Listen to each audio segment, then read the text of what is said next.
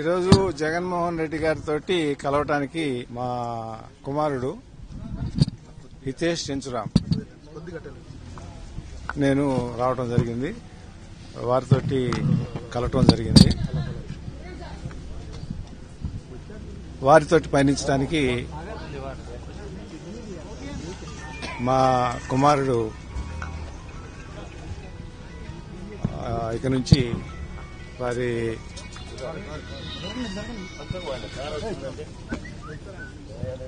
తోటి పయనించడానికి నిర్ణయం చేసుకోవడం జరిగింది. ఆ విషయంగా చర్చించుకుంటూ వారిని కలవటానికి రావడం జరిగింది.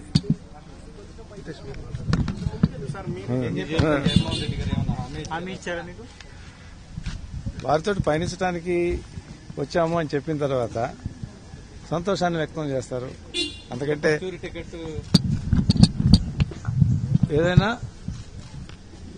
ఒక పార్టీ ఒక ఫంక్షనింగ్ ఎట్లా ఉంటుందంటే పార్టీ నిర్ణయిస్తుంది, పార్టీ చెప్తుంది.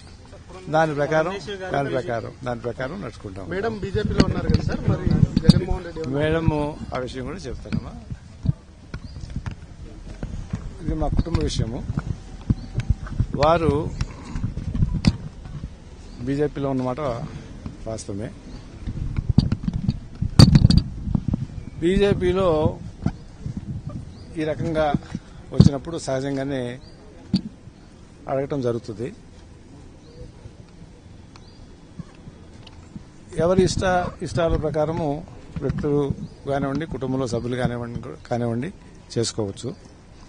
వారు చెప్పింది ఏంటంటే పార్టీ అనేటటువంటిది ఆవిడ మా కుటుంబ వ్యవహారంగా మారటం అనేటటువంటిది చేయరు.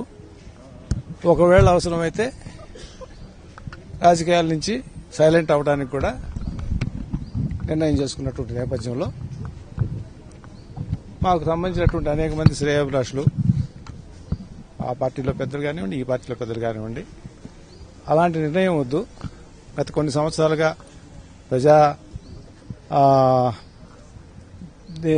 ఏమంటారు జీవితంలో ఉన్నటువంటి నేపథ్యంలో ఒక మంచి వక్తగానో లేకపోతే కొన్ని మంచి పని చేయడానికో మీ యొక్క కాలాన్ని వినియోగించే నేపథ్యంలో ఉంటే బాగుంటుంది అనేటటువంటిది ఎవరి అభిప్రాయాలు ఉంటాయి. బిడ్డల అభిప్రాయాలు తోటే ఉండాలనేటటువంటిది ఏమీ లేదు.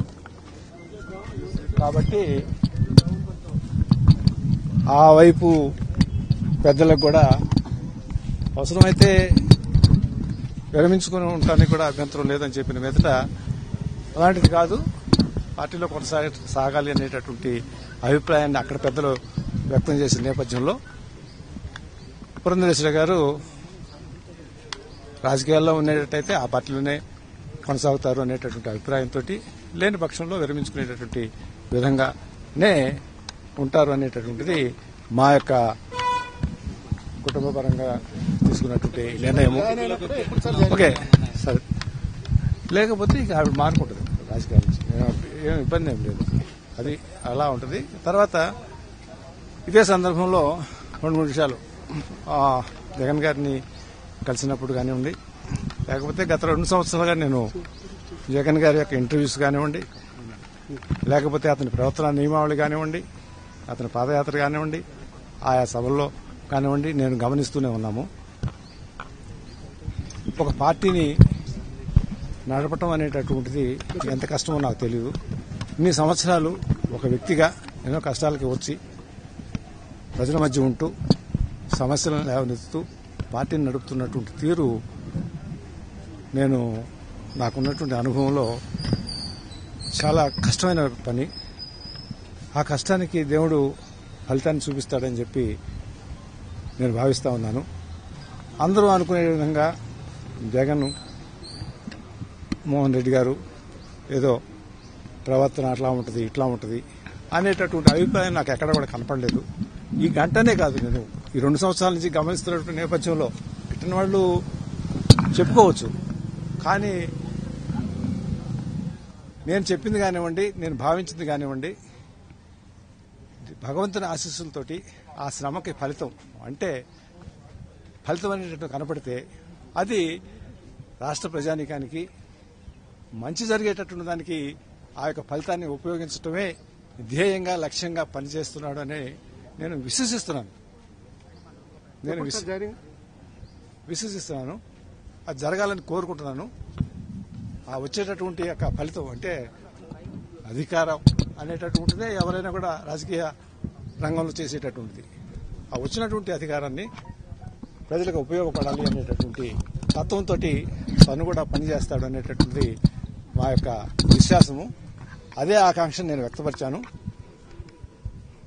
ఇది ఎందుకు మంచి జరగటం లేదా అని మీరు అనుకోవచ్చు. తప్పకుండా ఆంధ్రప్రదేశ్లో ప్రభుత్వం పనితీరు గాడి తప్పింది అని చెప్పి నా యొక్క భావన. ఎందుకు చెప్పాల్సి వచ్చింది గాడి తప్పింది అనేటటువంటిది? ప్రభుత్వ డబ్బుతోటి దీక్షలు చేయటం అనేటటువంటిది నేను ఈ 40 సంవత్సరాల డబ్బులు లేవు ప్రభుత్వం దగ్గర అంటూ ప్రభుత్వ డబ్బులతోటి దీక్షలు కొనసాగిస్తూ కోట్లు ఒక్కొక్క జిల్లాలో మీటింగ్ పెడితే కోట్లు ఖర్చు అవుతా ఉన్నవి. జనాలని బస్సుల్లో తీసుకొస్తా ఉన్నారు, టెంట్లు వేస్తా ఉన్నారు.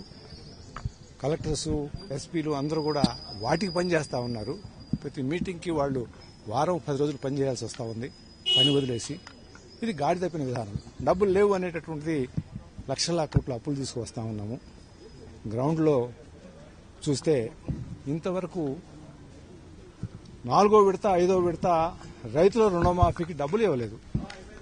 డబ్బులు ఇవ్వకుండా మళ్ళీ ఏం చెప్తున్నారు?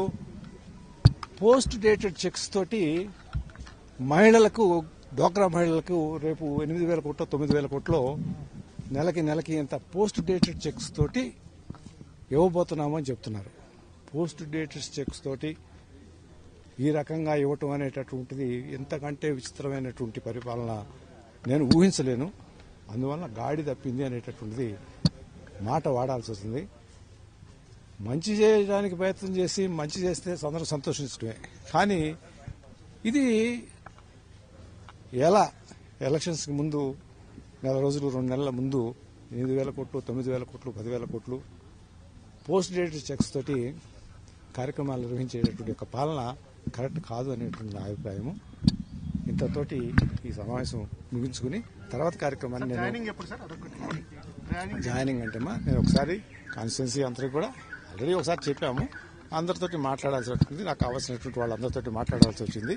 ఇవాళ ఈ సమావేశంలో మేము పయనిస్తున్నాము అనేటటువంటి యొక్క వాతావరణాన్ని మీకు చెప్పడానికే ఇక్కడ మీరందరూ వెయిట్ చేస్తున్నారని తెలిసి, మామూలుగా అయితే ప్రెస్ కాన్ఫరెన్స్ నాకు రాలేదు నేను. కానీ మీరంతా వెయిట్ చేస్తున్నప్పుడు మేము కారులో వెళ్ళిపోతే రకరకాల భావనలు వస్తాయని చెప్పి ఈ 4 మాటలు మీకు చెప్పాలని చెప్పి ఇక్కడికి వచ్చాను.